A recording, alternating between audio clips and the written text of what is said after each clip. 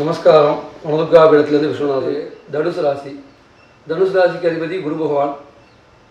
திருச்செந்தூர் முருகர் இந்த குரு பகவானுடைய ஆதிபத்திய தேவதையாகவும் இருக்கார். இந்த ராசிக்காரெல்லாம் தொழில் உத்தியோகத்தில் மேன்மை அடையணும் அப்படின்னு சொன்னதுனாலே முருகரை வழிபாடு பண்ணுறது ரொம்ப முக்கியம். அடுத்தது மகர ராசின்னு சொல்லக்கூடிய 10ஆம் இடம். மகரத்துக்கு அதிபதி சனி பகவான். இந்த இடத்துக்கான அதிபதி சனி பகவானாக இருந்தாலும் இவா வழிபட வேண்டிய தெய்வம் அப்படின்னு பார்த்தீங்கன்னா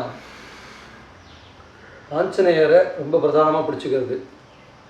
ஆஞ்சநேயருங்கிறது ஒரு தேவதா அம்சம் உள்ள சுவாமி.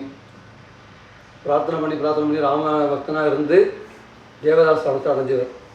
அவரை வழிபாடு பண்ணினாலே வாழ்க்கையில் இருக்கக்கூடிய சிக்கல்கள்லாம் நிவர்த்தி ஆகும்.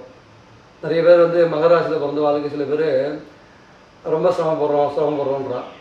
அவன் நேர்மையான விஷயங்களில் ஈடுபாடு கொண்டு எந்த விதமான தவறுகளையும் இழைக்காமல் போனான் அப்படின்னாலே வாழ்க்கையை கொண்டு போனாலே சனி பகவான் எந்த தொந்தரவும் பண்ண மாட்டார்.